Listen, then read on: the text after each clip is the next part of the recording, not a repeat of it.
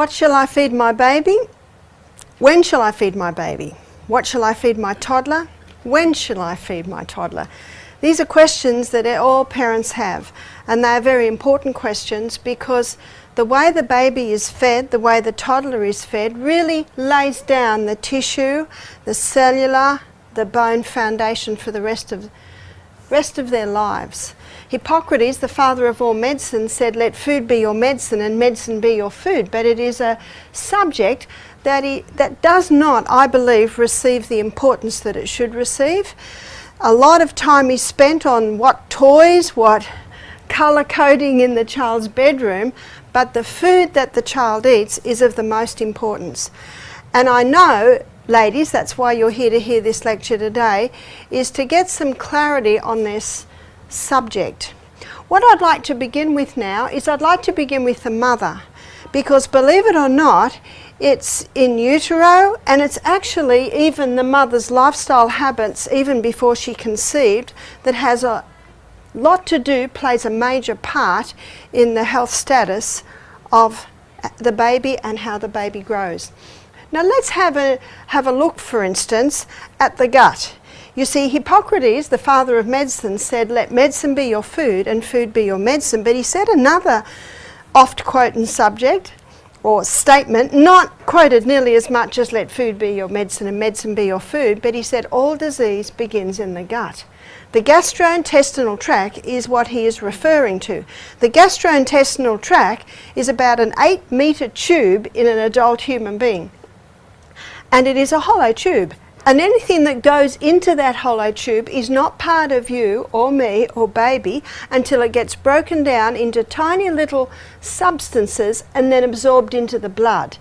The blood is often called the life of the flesh or the river of life because the blood carries the nutrients to every part of the body. But it is in the gut that the breakdown of the food happens, and so nutrients in the blood, which are feeding every cell, are dependent on the proper function of the gut to break down that food into tiny substances. Now the gut is an interesting part of the human body because as I said, even though whatever goes in there is not part of you until it gets broken down, the gut performing properly is essential for the food to be broken down. Now let me give a little illustration of what the gut looks like. This is starting from the gastrointestinal tract area of the small intestine, because it's the small intestine where most absorption happens. So the lining of the gut basically looks like this. And these are called little villi. And over the villi is the little blood capillary network. You see, the food is coming down here, it gets broken down by enzymes at different part in the gut, and when it gets broken down to the tiny substance called glucose, then it can get absorbed into the blood. But lining the gastrointestinal tract is a thick layer of turf made out of Lactobacillus acidophilus bifidus bacterium, so healthy bacteria. So it's this thick layer of turf that is lining this gastrointestinal tract, and it's made out basically of bacteria or healthy bacteria. And the role of that bacteria is protection. Protection is very important because, as I said, everything that goes down this gastrointestinal tract is not part of you till it gets broken down. And some things are coming down that gut that should not go into the blood. And so God designed the human body with this turf to play a protective role. But it not only plays a protective role, it is also important for absorption.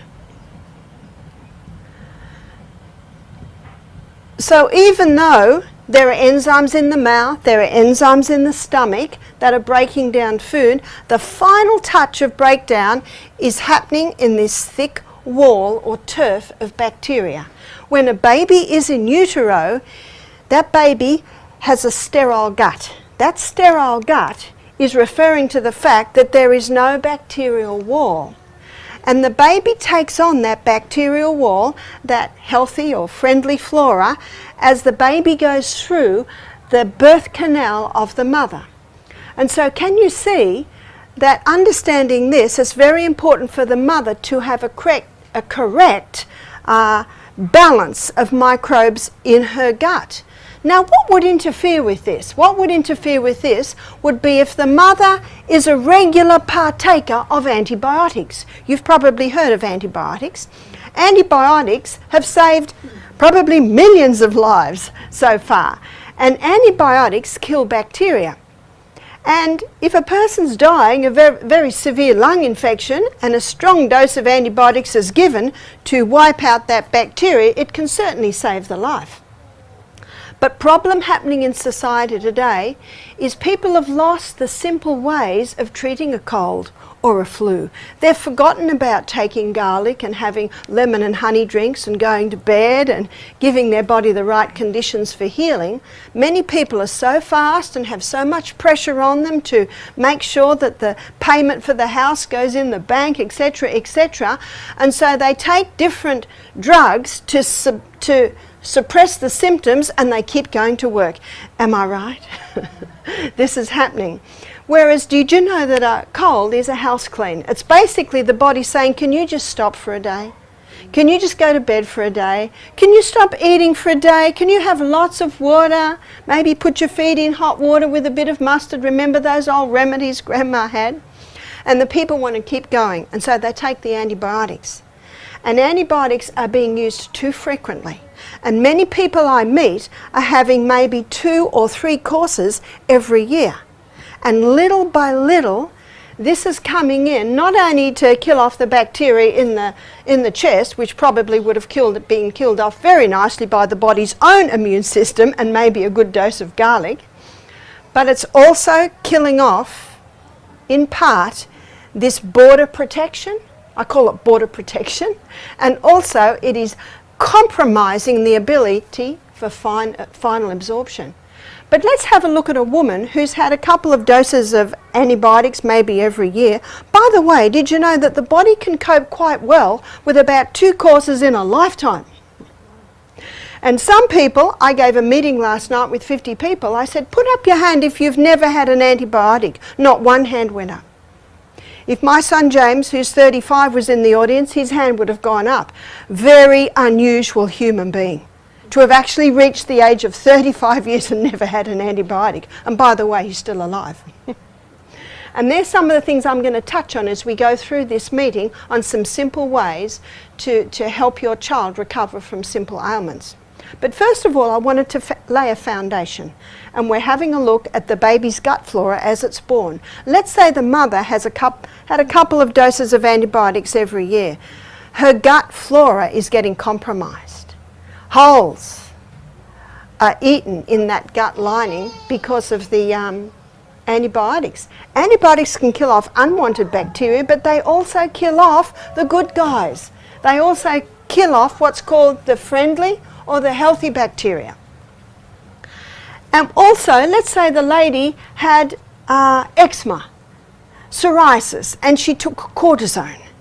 Cortisone is another drug that kills off the flora. And let's say the woman was on the pill, the contraceptive pill, for 5 years before she gave birth to her baby. That also interferes with gut flora. Can you see what's happening? And when the baby comes through the birth canal, the birth canal's flora is determined by the gut flora. So the baby is born with a compromised gut flora. Can you see where it's all starting? No wonder Hippocrates said all disease begins in the gut. Let's say a baby is born by caesarean section. How much gut flora is that baby getting? None. I was talking to some midwives and they were surprised to hear me say that if a baby is born by caesarean section, then every morning the mother should paint a little lactobacillus acidophilus powder on her nipple. So the baby's getting a dose of that. Now, by the way, breast milk certainly will also put in some good gut flora. But can you see if the mother's gut flora is compromised, even her breast milk flora will be compromised. Now, on top of that, let's say the baby is not breastfed. Let's say the baby is given altered cow's milk. And many formulas are altered cow's milk.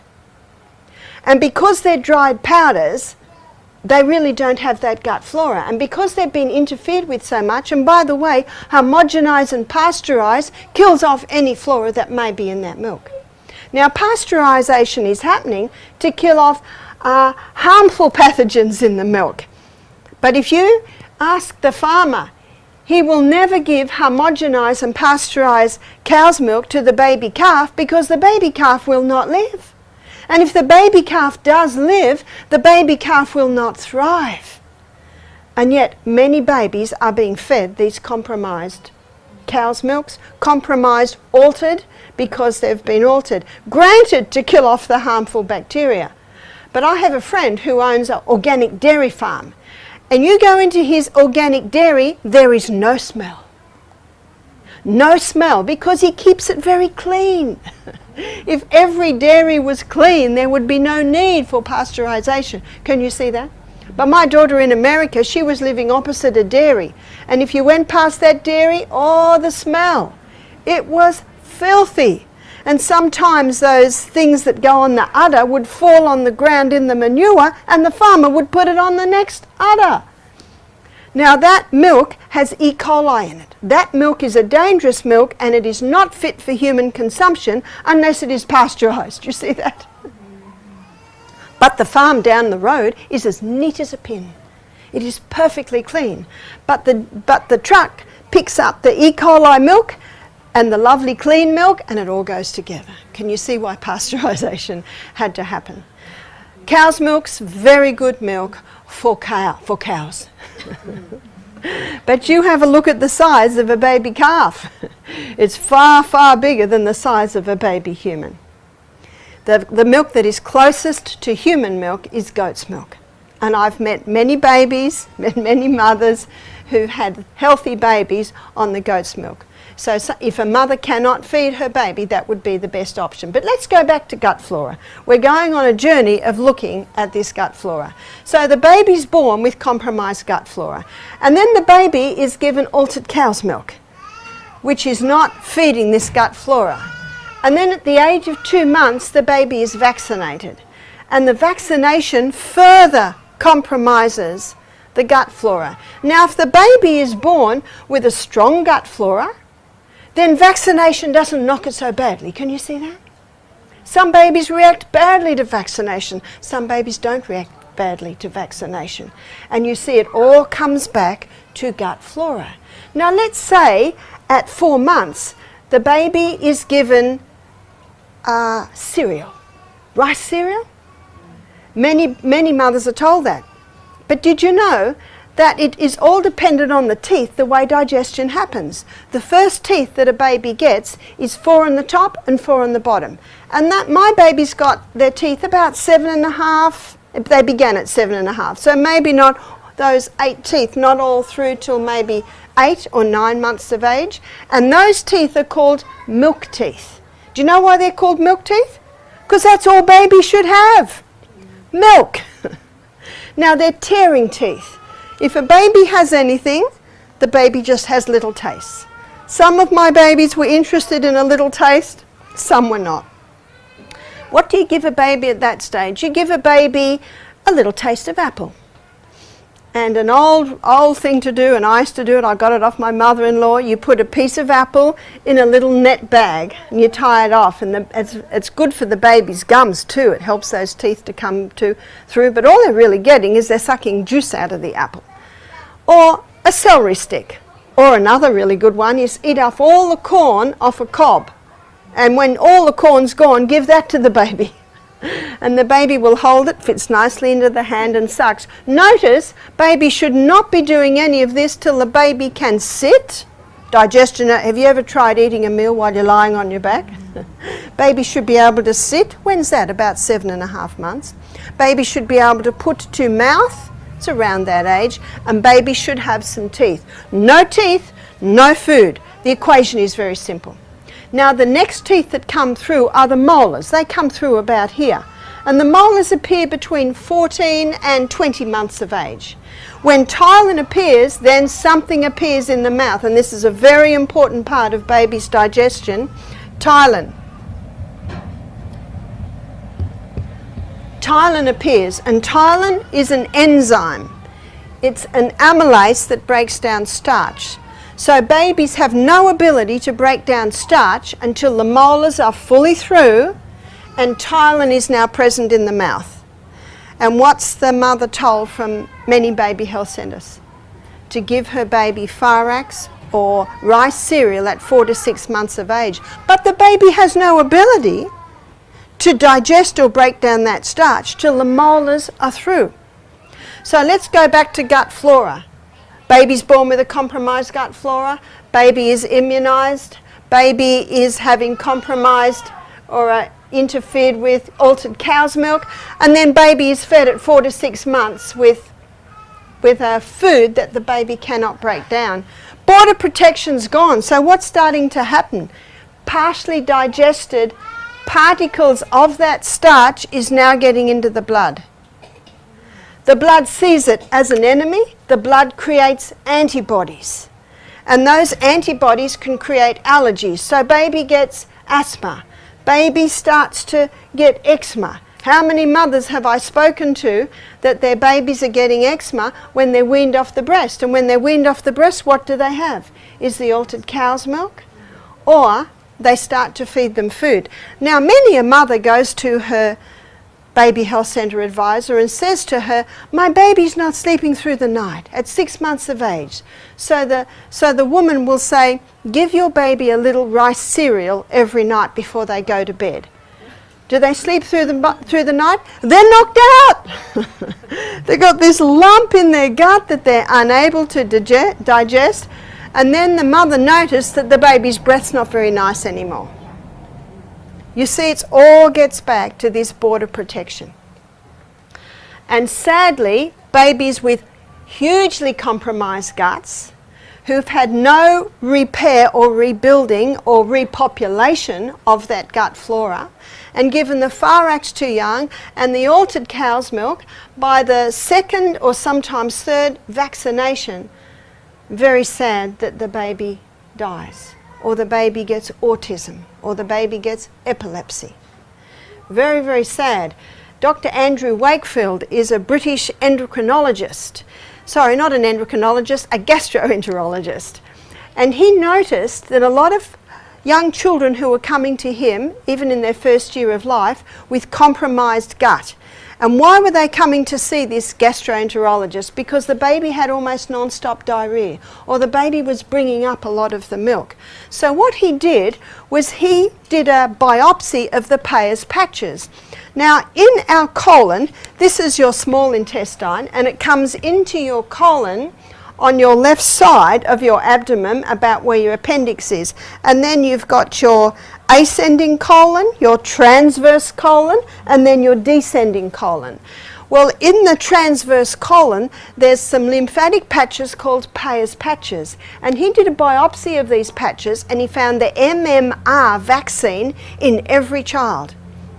And he was surprised that this MMR vaccine seemed to be contributing to the compromised gut flora, the inability of the gut to digest properly.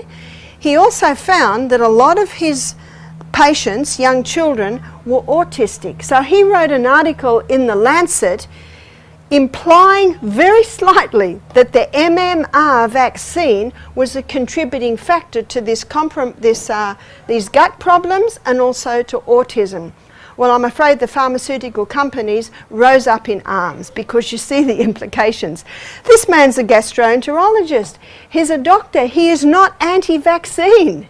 He was more pointing out when they are put together, they appear to cause a problem.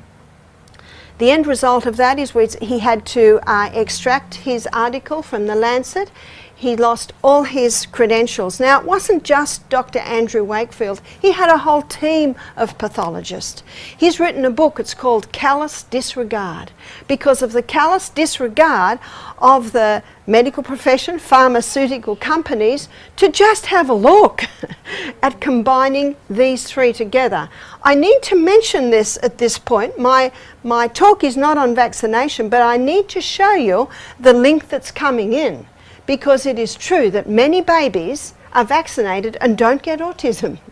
and don't get the gut problems. And I would like to suggest that a lot of it has to do with the mother's history of this gut flora, because a nice healthy gut flora, it's designed by God to be able to withstand a little bit of beating. It's your border protection and it's your final absorption. The more people I meet, the more people I help with health, I am more and more convinced that what's happening in our bodies, in our babies, our children's bodies, it's not just one thing. Sometimes when a problem happens, it's the final straw. You've heard about the straw that broke the camel's back. It's just the final straw on a whole lot of little things, starting before even baby's born. And you also, I'm sure, realise the saying, education is power. And many parents at this stage are feeling terrible. Oh, what have I done to my baby? But I've got some good news. There's a verse in the Bible, it's found in Acts 17, verse 30, and it says, God winks at our ignorance. So should we. Because you cannot be held accountable if you thought you were doing the best by your baby and yet you were doing in ignorance. The only hope of better things on planet Earth, I believe, is the education of people in right principles. And I'm so happy to see mothers in front of me here, because if the mothers are educated, now they start to know how to build the health and the strength of their children. I was talking to a man on the phone only yesterday, and he has terrible gut problems. And where do you think I started? Way back. Sadly, his mother has passed away. But most mothers of that era, because his mother was a baby boomer, and it was the baby boomers that first used the pill, the contraceptive pill. So if the mother's on the pill, and by the way, why would a human being have a course of antibiotics twice every year? Usually because of sinus problems, usually because of congested chest, maybe it's asthma, maybe it's bronchitis. They are the common forms. Or often in children is ear problems. Newton's third law of motion states that to every action there is an equal and an opposite reaction. Why? We always need to look at why. When a person has excess mucus, constantly blowing nose, the eustachian tubes, which are the tubes that link your eyes and your nose and your mouth and your ear, often called the eustachian tubes. When interference is happening in there because of excess mucus, there's the ear problems, there's the sinus problems, there's the blowing of the nose, the chest problems. Why has that been caused? It's usually an allergy. And the most common allergens are dairy. I was reading one newspaper article that was showing a research in Australia that state that 60% of Australians can't handle cow's milk. Now the cow has 5 stomachs, and at the end of those 5 stomachs there's a substance that's very, very similar to yogurt and feta cheese. So if a human being wants to eat dairy, they are really the 2 ways that it should be eaten. And lactose, which is what the allergy usually is to, if the feta cheese and the yogurt is well made, there is no lactose left. It's the milk sugar, because the culturing process has broken that all down to a substance that is fairly easily to digest. One lady said to me, well, what milk do you drink, Barbara? I said to her, I'm weaned. I'm an adult with teeth. I eat food. You see, milk is for babies, and cow's milk is for baby cows, and human milk is for baby humans. But granted, not every mother is able to feed her baby. If a mother really wants to, she can contact the Australian Breastfeeding Association, ABA, and they have wonderful helpers in helping women to breastfeed. So, number 1 allergens is dairy products. Whenever I look, particularly at a little Aboriginal child, and there are quite a few that living round our way, with green coming out of their nose, they're a little bit extra on the weight, and they've got a chesty cough, and they're pulling at their ears, you know what I say? There's a cow's milk baby. There's a cow's milk baby. I met a lady one day, she said, I could not feed my baby. She was in her 60s. She said, the doctor tested my milk, it was thin and it was blue. What is she comparing it to? What is he comparing it to? Cow's milk, which is rich and thick and produces that rich, thick mucus, especially the green stuff. Do you know that milk is perfect for the needs of a human baby? So dairy is a very common allergen. Don't we need milk for our calcium? Well, the orangutans and the elephants and the giraffes and the apes, where do they get their calcium from? Greens. You see that a cow can the baby calf can access the calcium from the mother's milk because it's got 5 stomachs to break it down and make it into a form that is accessible. But did you know that the countries in this world that consume the highest amounts of dairy products have the highest incidence of osteoporosis? It is not true that cow's milk will deliver a good form of calcium. It is a form of calcium that's very difficult for the human body to access. So dairy is a very common allergen. The other common allergen is wheat. And many cereals that babies are given are wheat. Some mothers have told me they soften Weet Bix with milk to give it to their baby. Then the baby's getting the 2 allergens. Now, the wheat that God created was called emmer wheat. And the protein or the gluten structure of the emmer wheat is very fragile. And it's good that it's fragile because our gut can easily break it down. But in the 1950s, wheat was hybridized in Mexico. It was hybridized, and this hybridized wheat, it didn't grow as tall, only about this tall. It produced grain a lot quicker, and it almost doubled the yield of the grain. And they hybridized the wheat so that it would produce more wheat, so that the starvation problem in Mexico could be solved, and it solved it. And no one complains about that. In fact, a Nobel Prize was received by the researchers that did it. But the problem arose in the 1970s when that hybridized wheat grain went all over the world. And that hybridized wheat grain has a very complex structure. Complex structure means a lot more difficult for the gut to break down. Now, if the gut looks like this, can you see what's happening with this? It's barely able to be broken down. So border protection is compromised, and so partially digested parts of this wheat grain is getting into the blood. And so the white blood cells produce more eosinophils, which are a special type of white blood cell designed to deal with these remnants of the partially broken down grain. And when high eosinophils are present, you see eosinophil has histamine in it. So when high eosinophil is in the blood, you get high histamine. And high histamine spells allergy. And that's the sinus, that's the hay fever, that's the congested chest. Some people, I find, get irritable bowel disease, some people get eczema, some people get constipation. All of these things are caused because of this hybridized wheat grain. Now, some people can handle wheat. Can you see they are the people with strong border protection in place? It is this hybridized wheat that is causing the problems. And if a mother rings me up and says, my baby has eczema, I said to her, is your baby eating food? No, my baby's only 6-7 months of age, and I've heard your message on don't give the baby food until they have a good set of teeth. But my baby still has eczema. And so then I went to the mother's diet. And I find the mother's eating a high dairy, lots of sandwiches, toast, wheat cereals. I said, aha. I said, you need to be stopping all wheat. You need to be stopping, and of course, you look at in society today, how many people eat cereal and toast for breakfast, sandwiches for lunch, pasta for tea? That's almost 100% wheat diet, isn't it? So I say to the mother, you've got to stop all wheat. And if the mother says, oh no, I can't do that, I love wheat. So then I say, well, maybe you need to put your baby on goat's milk.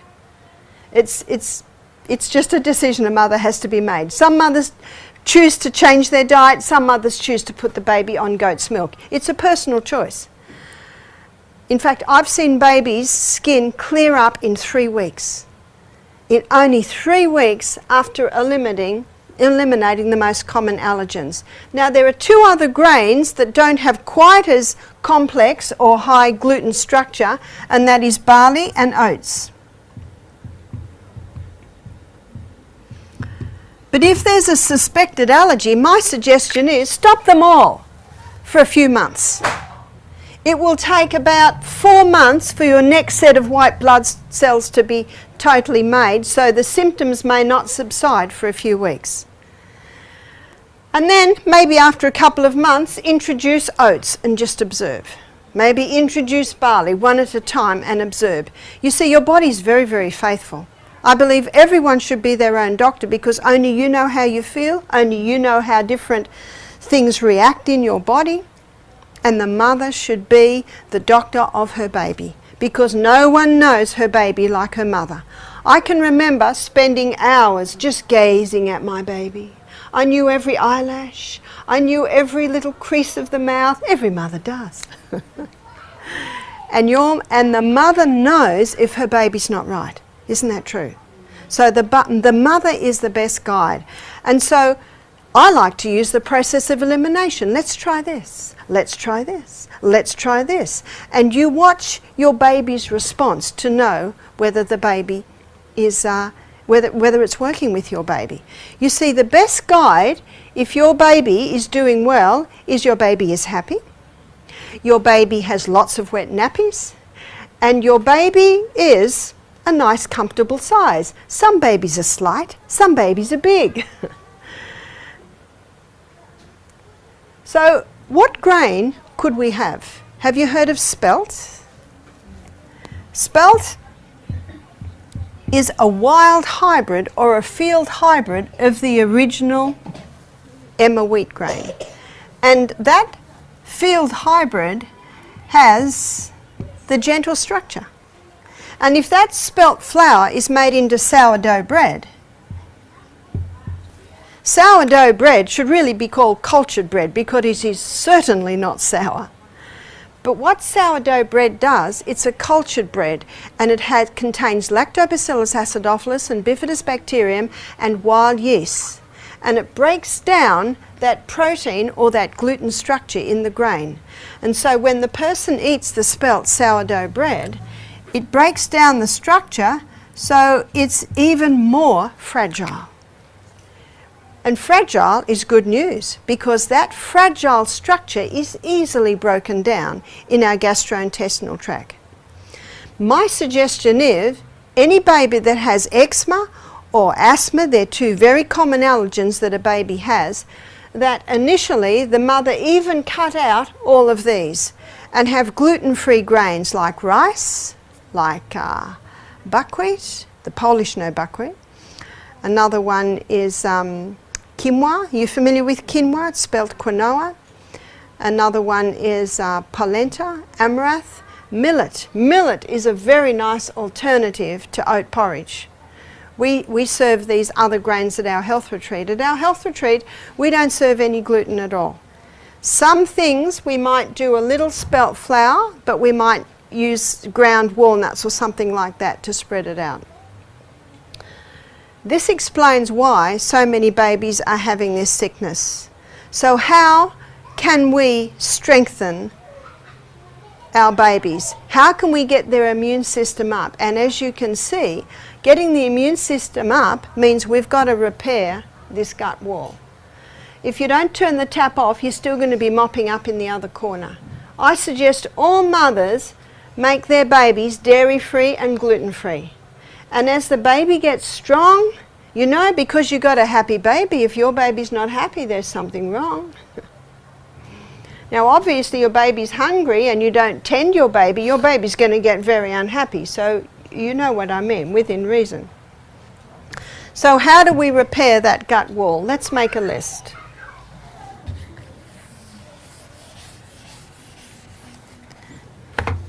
Number 1, eliminate.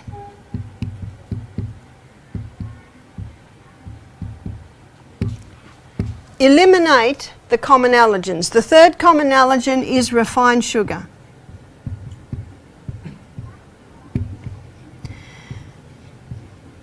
When you have compromised gut flora, when your lactobacillus acidophilus is compromised, then the yeast that lives in the gut can get out of control, namely Candida albicans. There are dozens of different species of Candida. One lady said, I've got Candida in my body. I said, we all have. It's only a problem when it gets out of control, and it gets out of control when your border protection is compromised. And if your yeast is getting out of control, and the mother or the baby or the human being is having large sugar, what's that going to do to Candida yeast? It's going to cause it to multiply. And how quickly does yeast bread rise? Half an hour. So when given the right conditions, it can multiply very quickly. So number one, we must eliminate the known allergens. Number two, repopulate. Repopulate with a probiotic substance or a probiotic supplement, and you can get probiotics for babies. Now, if a woman has given birth to a baby with compromised gut flora, the mother needs to get her gut populated too, repopulated with the good guys. Flood the gastrointestinal tract with the good guys, and that'll bring the so-called bad guys back under control. You see, Candida has a place in the gut. It has a place in the way the food is broken down. I liken Candida to water and fire. Good slave, but a bad master. It must be brought back under control. And flooding the gastrointestinal tract with a probiotic, what does the word probiotic mean? It means for life. Now the third is repair. How do we repair? There are two herbs that a baby can easily take, even a newborn baby. And these two herbs are mucousy in their nature, and so they coat and soothe and heal the gastrointestinal tract. And these two herbs contain growth stimulating properties, so they can repair this gut very quickly. One is aloe vera.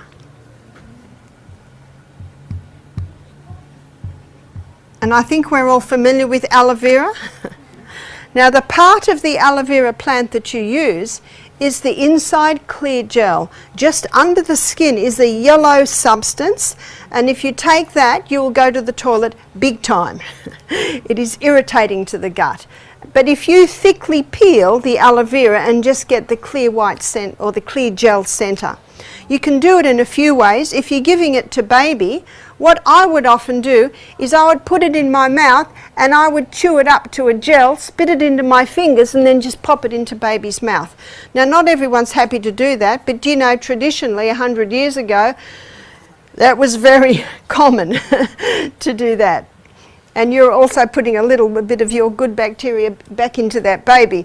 Most of your good bacteria is in your gut, but you've got a little bit in your mouth. Or you can just mash it up with a fork, or you can get aloe vera juice. Now, aloe vera juice is a stabilized juice. Just be cautious that it doesn't have sugar in it, and I think you can get it with some juices. Obviously, if it's a new little baby, you just give it little tiny bits, you know, even just a few drops for a very tiny baby. And the other is slippery elm.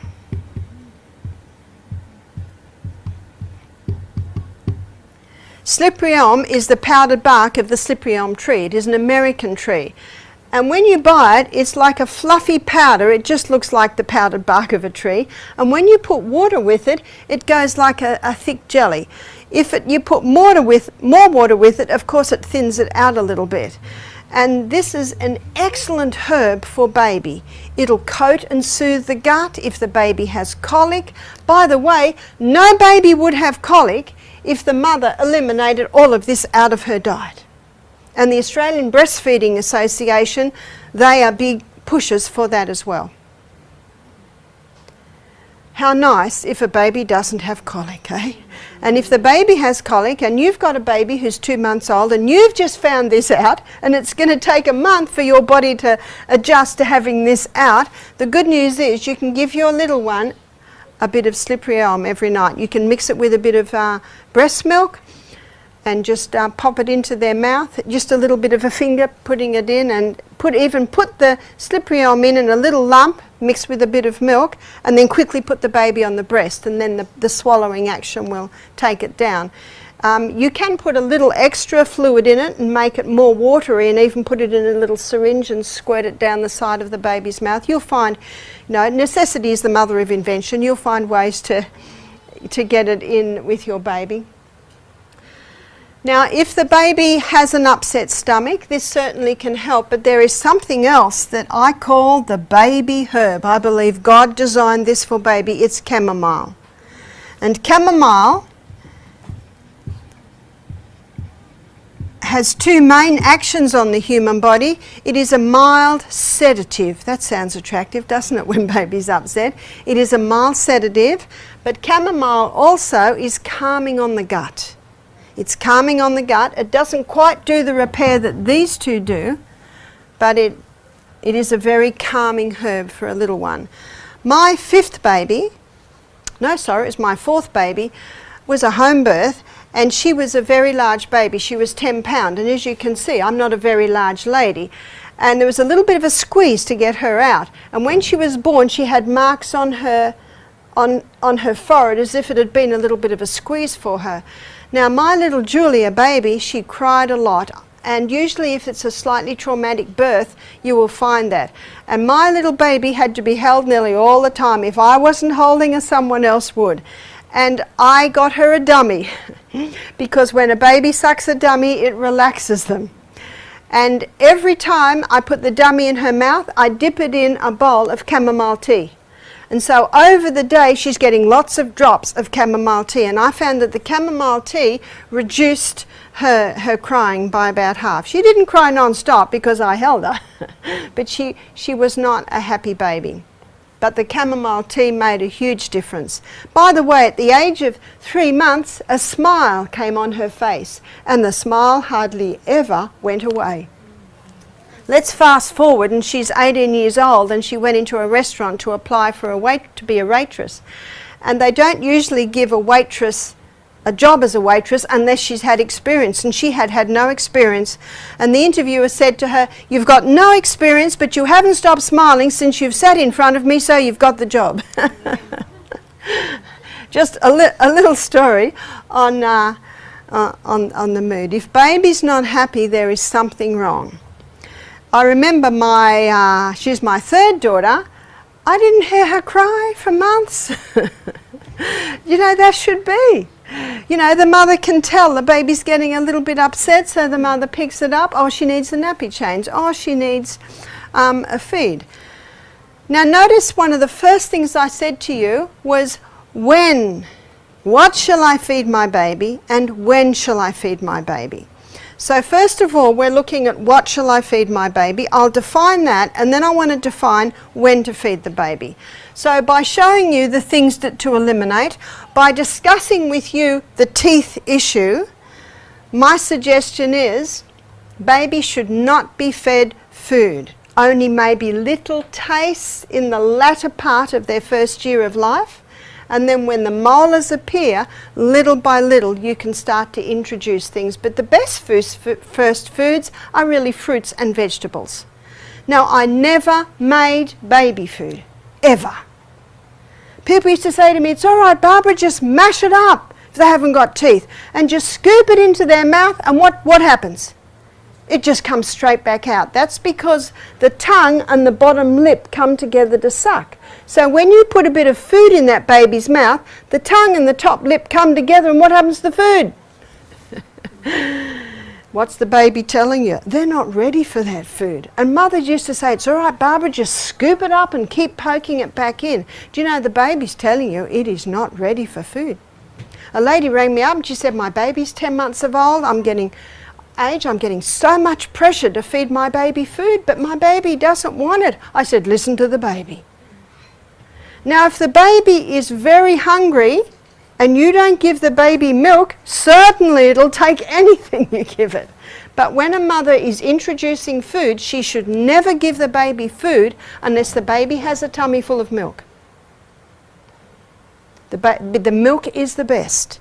The baby has a tummy full of milk, and if they're interested in a little bit, maybe give them a little bit of a taste.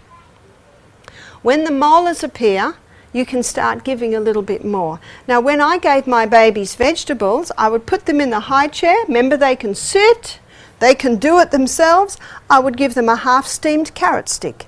I would give them a slightly steamed broccoli head, a slightly steamed maybe cauliflower head, and let them see the colour. Let them feel the texture.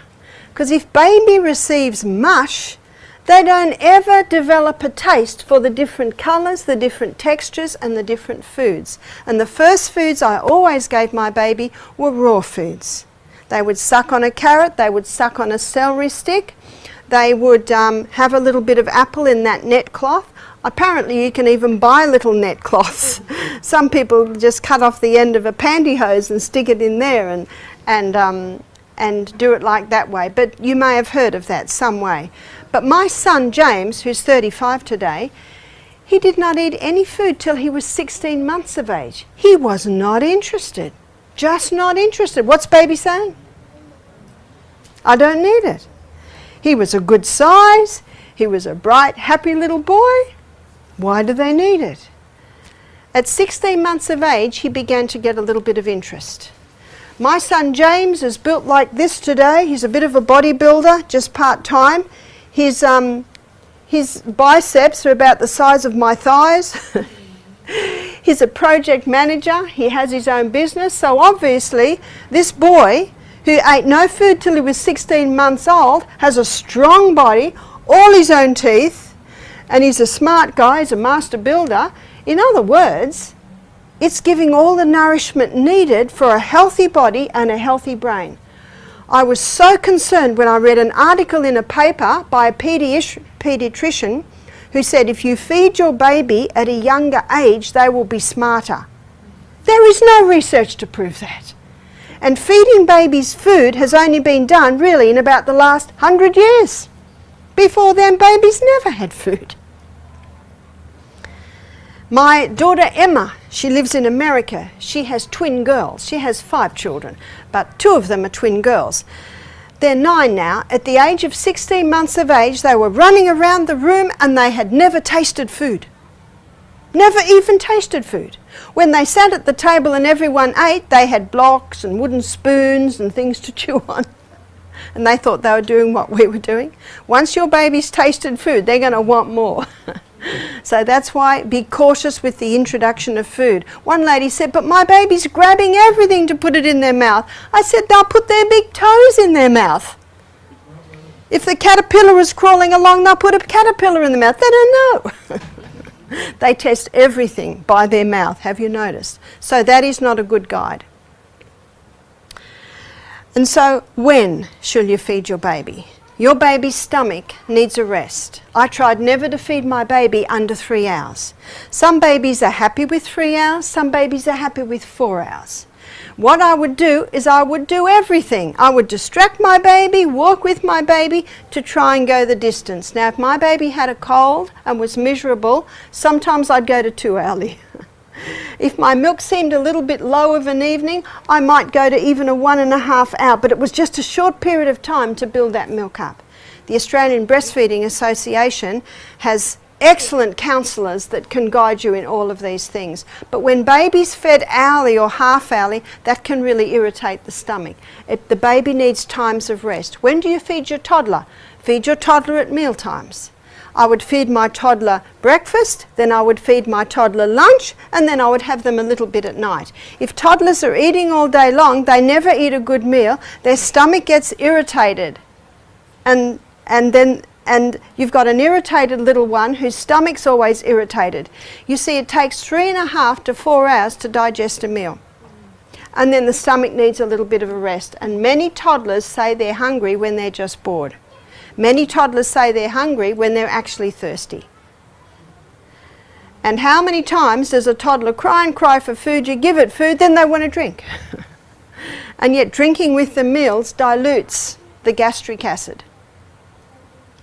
So very important to do that. I raised 8 children on this method and I had very happy children.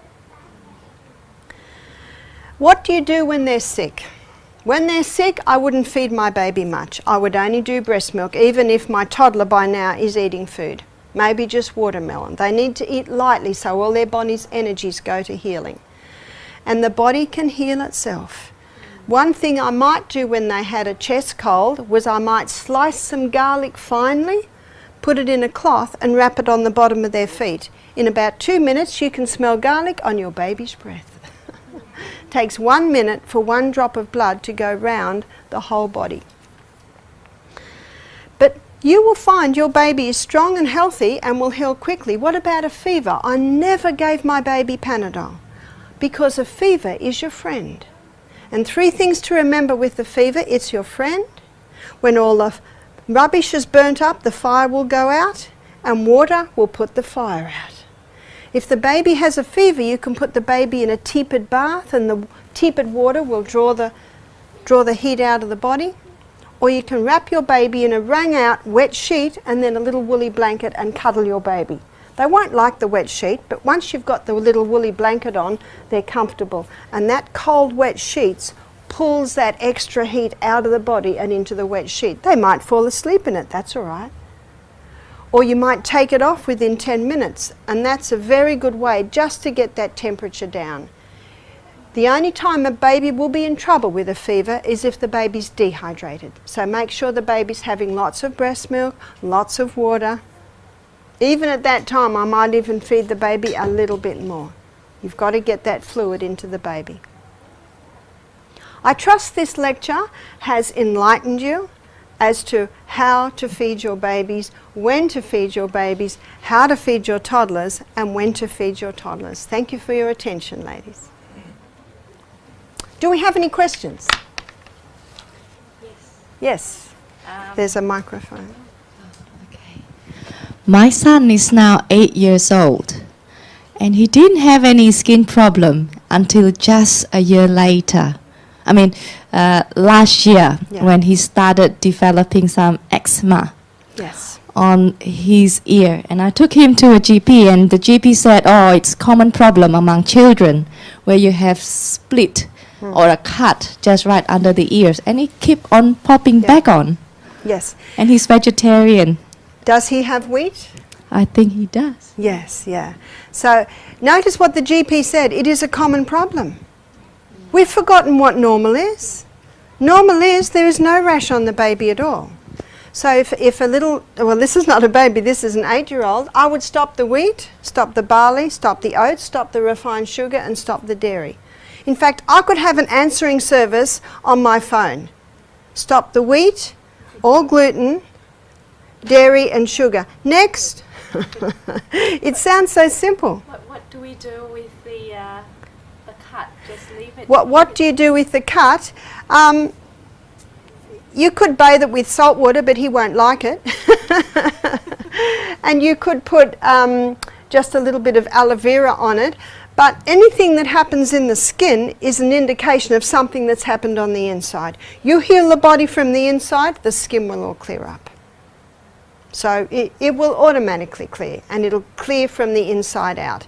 But don't be surprised that you might need to wait 3 or 4 weeks before it's totally healed. But keep going. Will you keep him off that? Well, maybe 6 months later you might try a little. See what the reaction is. Sometimes children can't cope with it for 3 or 4 years, and then they can start to have a little. That's why you watch. You watch what your body responds to. But you have a look. Wheat is in so many things. That's why I say become Chinese, live on rice.